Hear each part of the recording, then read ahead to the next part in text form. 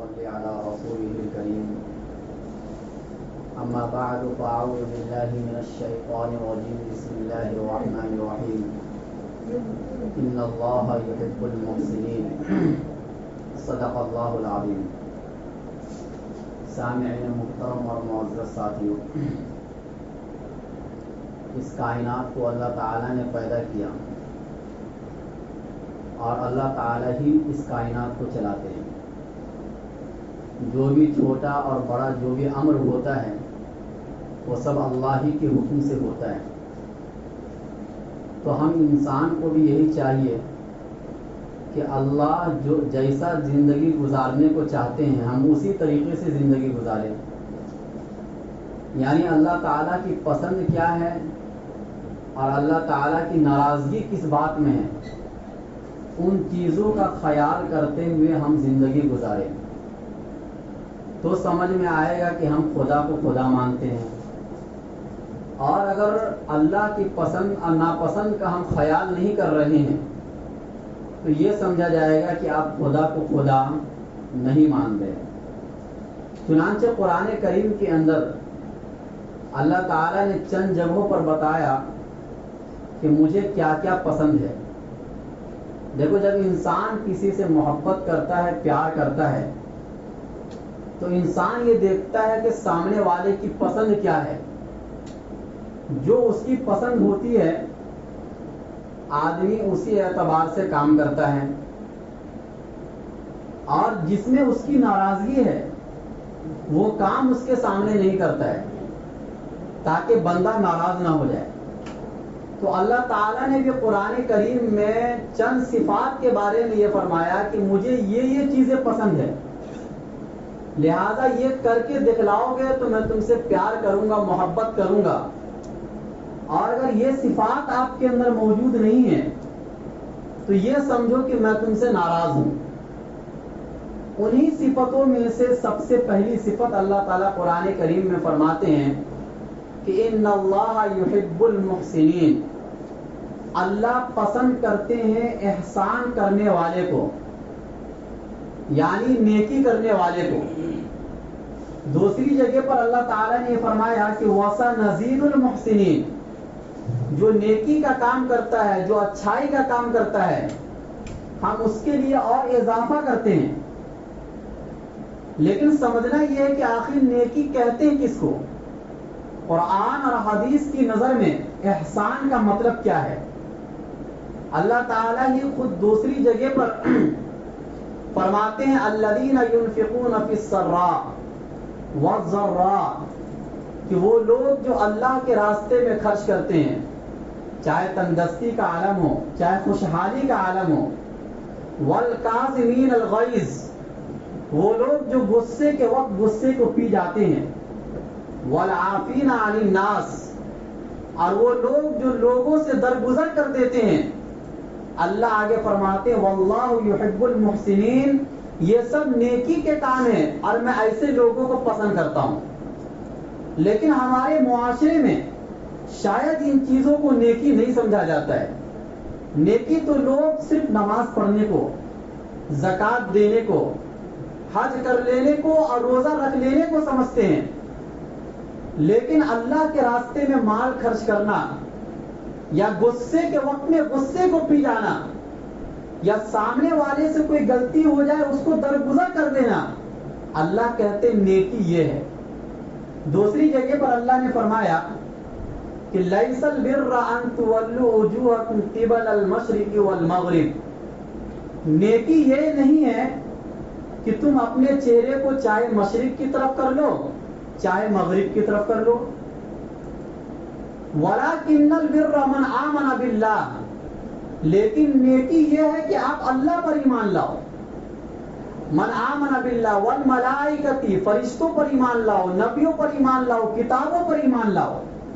اور آگے اللہ نے فرمایا وَآتَ الْمَالَ عَلَى حُبِّهِ ذَوِي الْقُرْبَى، اور مال دو، مال کی محبت کے باوجود رشتہ داروں کو، یتیموں کو، مسکینوں کو، غریبوں کو.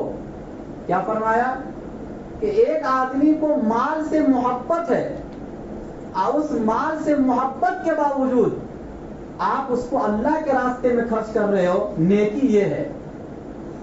چنانچہ ایک حدیث کے اندر اللہ کے نبی صلی اللہ علیہ وسلم نے فرمایا کہ وَأَفْضَلُ الصَّدَقَةِ أَن تَصَدَّقَ بِهِ، کہ سب سے بہترین صدقہ یہ ہے کہ تم صدقہ کرو وَأَنْتَ صَحِيحٌ شَحِيحٌ، اس حال میں کہ تم تندرست ہو اور تم مال کے لالچی ہو، تَعْمُلُ الْغِنَى وَتَخْشَى الْفَقْرَ، تم کو مالداری کی امید ہے اور فقر کا ڈر ہے، اس حالت میں صدقہ کرنا یہ افضل صدقہ ہے، یہ نیکی ہے۔ نیکی یہ بھی ہے وَآتَى الْمَالَ عَلَى حُبِّهِ ذَوِي الْقُرْبَى وَالْيَتَامَى وَالْمَسَاكِينِ وَابْنِ السَّبِيلِ وَالسَّائِلِينَ، مانگنے والوں کو دو، وَفِي الرِّقَابِ، اور جو قید میں بند ہے آپ ان کے چھٹکارے کا راستہ دو۔ اس کے بعد فرمایا کہ وَالْمُوفُونَ بِعَهْدِهِمْ إِذَا عَاهَدُوا، وہ لوگ جو اپنے عہد کو پورا کرتے ہیں جب وہ کوئی وعدہ کر لیتے ہیں، نیکی یہ بھی ہے۔ حالانکہ آج کے زمانے میں اس کو نیکی کوئی نہیں سمجھتا ہے۔ اللہ کے نبی نے ایک حدیث میں فرمایا آیت المنافق ثلاث، منافق کی علامت 3 ہے، اذا حدث کذب، جب وہ بولے تو جھوٹ بولے، یہ آدمی منافق ہے، وَإِذَا وَعَدَ أَخْلَفَ، جب وعدہ کرے تو خلاف ورزی کرے، یہ آدمی منافق ہے، وَإِذَا اؤْتُمِنَ خَانَ، جب اس کے پاس امانت رکھی جائے تو وہ خیانت کرے، یہ آدمی بھی منافق ہے۔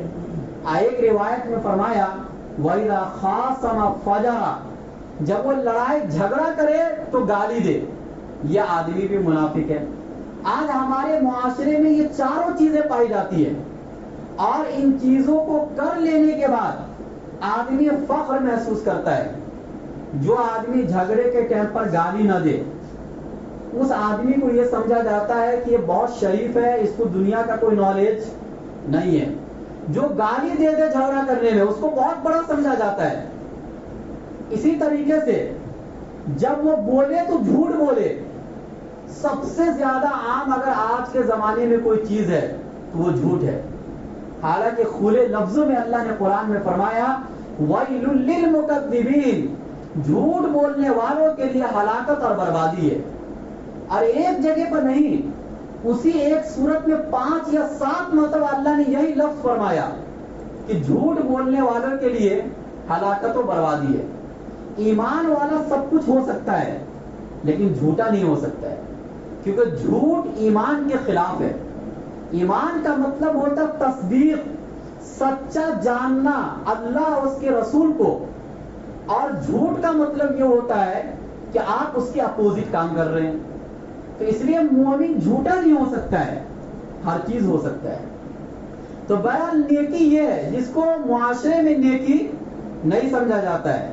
اسی طریقے پر اللہ کے نبی قرآن کریم میں ایک جگہ آتا ہے کہ لن تنالوا البر حتى تنفقوا مما تحبون، تم نیکی کو نہیں پہنچ سکتے جب تک کہ تمہاری جو سب سے زیادہ محبوب چیز ہے اس کو اللہ کے راستے میں قربان نہ کر دو۔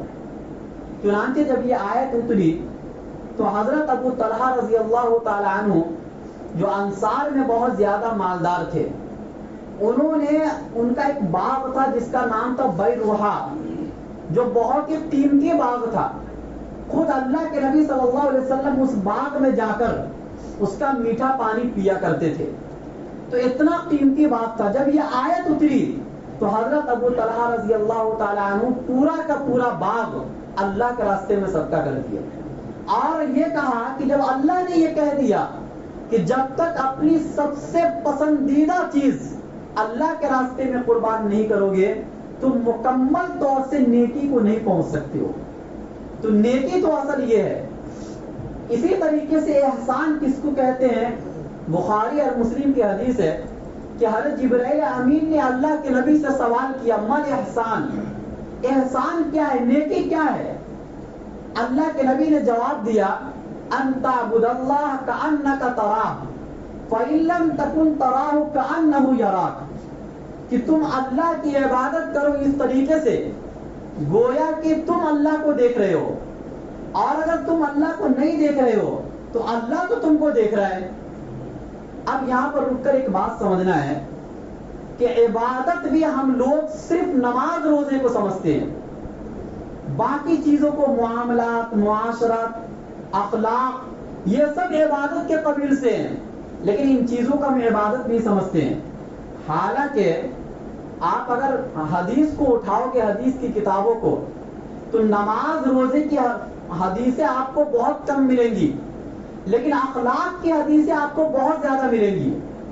آپ بخاری اٹھا کر دیکھ لو، اگر بخاری کے 4 حصے کرو گے تو ایک حصے میں امام بخاری نے پورے حج تک کے مسائل کو بیان کر دیا، نماز، روزہ، زکوٰۃ، حج، سب۔ اب باقی 3 حصے میں امام بخاری نے معاملات کو بیان کیا ہے، معاشرت کو بیان کیا ہے، اخلاق کو بیان کیا ہے۔ تو اللہ کے نبی نے جو یہ کہا کہ تم اللہ کی عبادت کرو اس طریقے سے گویا کہ تم اللہ کو دیکھ رہے ہو یا اللہ آپ کو دیکھ رہا ہے، یہ صرف نماز میں نہیں، یہ صرف روزے میں نہیں، اور یہ صرف زکوٰۃ اور حج میں نہیں، بلکہ آپ کا آپ کے ماں باپ کے ساتھ کیا تعلقات ہے، کیسے معاملات ہیں، اس موقع پر بھی اللہ آپ کو دیکھ رہا ہے۔ آپ اپنے تجارت میں، کاروبار میں کسی سے معاملہ کر رہے ہیں، آپ اگر جھوٹ بول رہے ہیں، اس وقت بھی اللہ آپ کو دیکھ رہا ہے۔ اسی طریقے سے آپ کا بیویوں کے ساتھ یا آپ کے بال بچوں کے ساتھ کیا حسن سلوک ہے، اگر آپ کا غلط برتاؤ ہے ان لوگوں کے ساتھ تو اللہ اس کو بھی دیکھ رہا ہے۔ یہ تمام چیزیں عبادت ہیں، لیکن ہم اور آپ ان چیزوں کو عبادت نہیں سمجھتے ہیں۔ بھائی ماں باپ کے ساتھ حسن سلوک کا حکم کس نے دیا ہے؟ اللہ، اس کے رسول نے دیا ہے۔ تو اللہ، اس کے رسول کی بات کو ماننا ہی تو عبادت ہے۔ اور دنیا میں جتنی بھی عبادتیں ہیں ان کو کرنے کے وقت میں اللہ کا استحضار اگر آپ کے ذہن میں نہیں ہے تو یہ سمجھیے کہ آپ نیک نہیں ہیں۔ چاہے آپ نماز پڑھ لیجئے، چاہے آپ تہجد پڑھ لیجئے، اور چاہے آپ بہت سے دین کے بڑے بڑے کام کر لیجئے، لیکن جب تک آپ کے دل میں ہر معاملات کے وقت، ہر اچھے کام کے وقت میں یہ دل میں استحضار ہو کہ اللہ مجھے دیکھ رہا ہے، تو آدمی جھوٹ بھی نہیں بولے گا، آدمی وعدے کی خلاف ورزی بھی نہیں کرے گا، آدمی امانت میں خیانت بھی نہیں کرے گا، اور آدمی گالی بھی نہیں دے گا۔ چونکہ ہم جب غصہ ہوتے ہیں تو یہ بھول جاتے ہیں کہ اللہ ہمیں دیکھ رہا ہے۔ جب ہم ماں باپ کے ساتھ کوئی معاملہ کرتے ہیں تو ہم یہ بھول جاتے ہیں کہ اللہ ہمیں دیکھ رہا ہے۔ اسی طریقے سے جب ہم کاروبار کرتے ہیں جھوٹ بولتے ہیں تو ہم یہ چیز بھول جاتے ہیں کہ اللہ ہمیں دیکھ رہا ہے۔ لہذا یہ استحضار، اسی کو کہتے احسان۔ جب تک یہ صفت انسان کے اندر پیدا نہیں ہوگی وہ مکمل طور سے کامل ایمان والا اور جنت کا حقدار نہیں بن سکتا ہے۔ جنت کا حقدار بننے کے لیے استحضار کی ضرورت ہے۔ اور صحابہ کرام میں یہی چیز سب سے زیادہ پائی جاتی تھی، اس لیے وہ اللہ سے سب سے زیادہ ڈرتے تھے۔ دیکھو، تقویٰ بغیر احسان کے پیدا نہیں ہو سکتا ہے۔ اسی بنیاد پر ہم کہتے ہیں کہ آپ اپنے تعلقات کو نیک لوگوں کے ساتھ جوڑ کر رکھو۔ نیک لوگوں کی صحبت اور اچھے لوگوں کے ساتھ اٹھنے بیٹھنے سے ماحول انسان کا اچھا بنتا ہے، دل و دماغ پر اس کا اثر اسی طریقے سے پیدا ہوتا ہے۔ آپ کے کسی بھی عبادت کا فائدہ اسی وقت ہوگا جب آپ کے دل میں استحضار ہوگا۔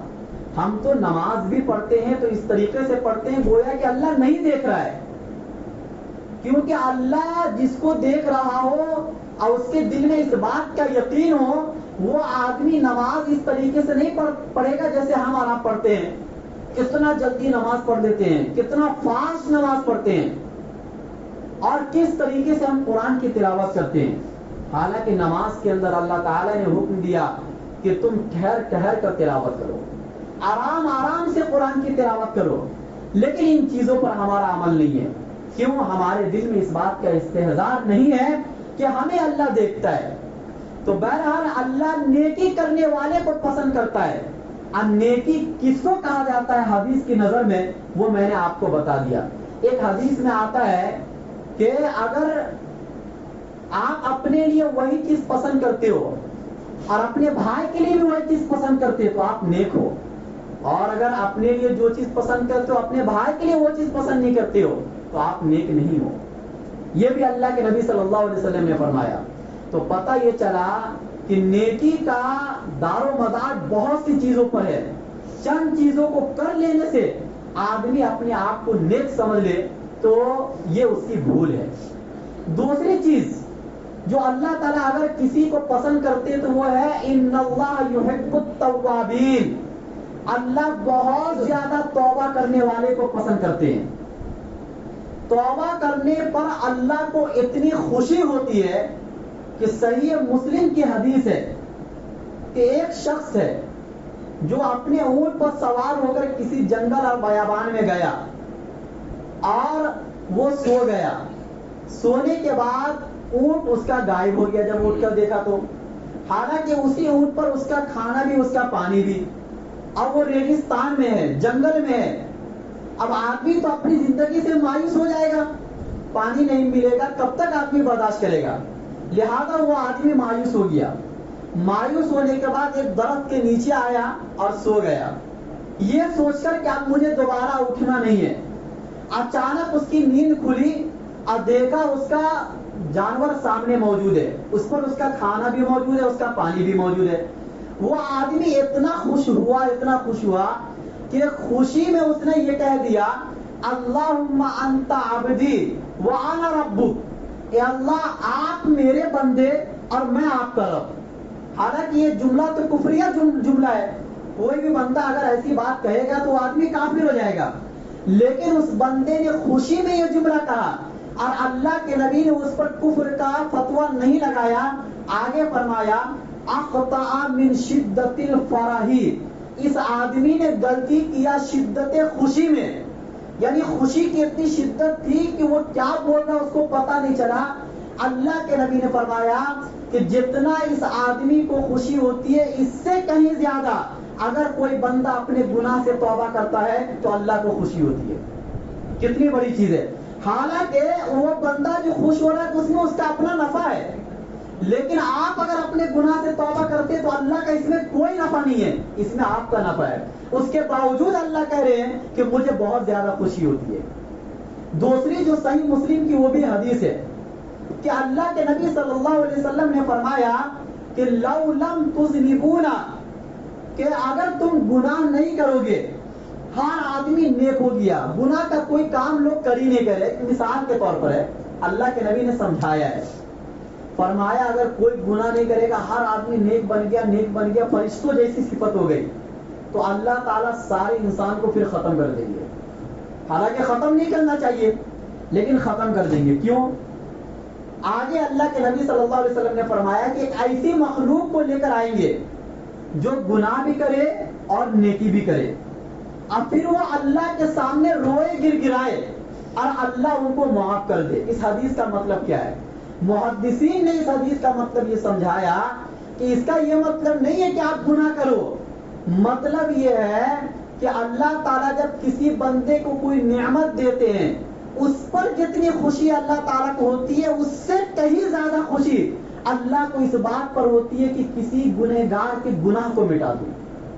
یہ سمجھایا ہے. اس کے باوجود بندہ اس پوزیشن میں جا پہنچا ہے کہ ہمیں اللہ کے سامنے کوئی بھی توبہ نہیں کرنا ہے. چنانچہ خود اللہ کے نبی صلی اللہ علیہ وسلم ترمذی کی حدیث سے یہ دعا مانگا کرتے تھے اللہم اجعلنی من التوابین, اے اللہ مجھے بہت زیادہ توبہ کرنے والوں میں سے بنا. اور اسی ترمذی کی ایک حدیث ہے کہ اللہ کے نبی نے فرمایا کل ابن آدم خطاء وخیر الخطائین التوابون, کہ ہر ابن آدم گنہگار ہے, ہر ایک سے غلطی ہوتی ہے, لیکن بہترین خطا کار, اب بہترین گناہ کرنے والا وہ ہے جو بہت زیادہ توبہ کرنے والا ہو. ابو داؤد کی حدیث میں اللہ کے نبی نے فرمایا کہ من لزم الاستغفار, جو آدمی معافی تلافی کو اپنا شیوا بنا لے, اپنی عادت بنا لے, اللہ اس کو 3 نعمتیں دیں گے. جعل اللہ من کل ضیق مخرجا, نمبر 1 اللہ اس کو ہر تنگی سے نکال دیں گے. ومن کل ہم فرجا, اللہ اس کو ہر طریقے کی خوشی عطا فرمائیں گے. اور نمبر 3 ورزقہ من حیث لا یحتسب, اللہ ایسی جگہ سے اس کو رزق دیں گے جہاں سے وہ گمان بھی نہیں کر سکتا ہے.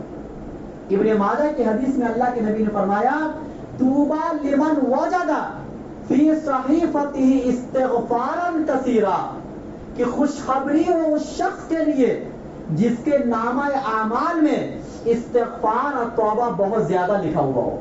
اس آدمی کے لیے خوشخبری ہو. اسی بنیاد پر اللہ کے نبی صلی اللہ علیہ وسلم بخشائے تھے، لیکن اس کے باوجود بھی دن میں 70 سے زائد مرتبہ خود اللہ کے نبی صلی اللہ علیہ وسلم استغفار کرتے تھے. حضرت عائشہ نے سوال کیا، اے اللہ کے پیغمبر، آپ کے سارے اگلے پچھلے گناہ معاف ہو گئے، اس بات کا اعلان خود اللہ تعالیٰ نے قرآن کریم میں فرما دیا، لِيَغْفِرَ لَكَ اللَّهُ مَا تَقَدَّمَ مِن ذَنبِكَ وَمَا تَأَخَّرَ. تو آپ اتنا زیادہ استغفار کیوں کرتے ہیں؟ اللہ کے نبی صلی اللہ علیہ وسلم نے فرمایا کہ اس لیے کہ اللہ تعالیٰ نے جو اتنا زیادہ احسان میرے اوپر کیا ہے، اس احسان کا بدلہ میں کیسے ادا کروں؟ وہ تو استغفار سے ہی ہو سکتا ہے. استغفار کی اتنی بڑی فضیلت ہے کہ اللہ تعالیٰ نے قرآن کریم میں فرمایا، یعنی ہود علیہ السلام نے اپنی قوم سے مخاطب ہو کر فرمایا، یا قوم استغفروا ربکم ثم توبوا الیہ، اے میری قوم تم استغفار کرو، اللہ کے سامنے توبہ کرو. یرسل السماء علیکم مدرارا، اللہ آسمان کی برکتیں تمہارے اوپر اتارے گا. وَيَزِدْكُمْ قُوَّةً إِلَىٰ قُوَّتِكُمْ، اور جو تمہاری طاقت و قوت ہے اس طاقت و قوت میں اللہ اضافہ فرمائیں گے. آج ہم لوگ کمزور ہیں، آج ہم کسی سے اپنا حق بھی نہیں لے سکتے ہیں، لیکن اگر آپ چاہتے ہیں کہ اللہ آپ کو روحانی طاقت عطا کرے، جیسا کہ صحابہ کرام کو اللہ تعالیٰ نے دیا تھا، کیونکہ وہ صحابہ کرام بہت کم کھاتے پیتے تھے، 2 دن ہو جاتے تھے، صحیح خوراک ان کو نہیں ملا کرتی تھی، لیکن اس کے باوجود بھی میدان جہاد کے اندر جہاد جیت کر آیا کرتے تھے. آخر اس کی وجہ کیا تھی؟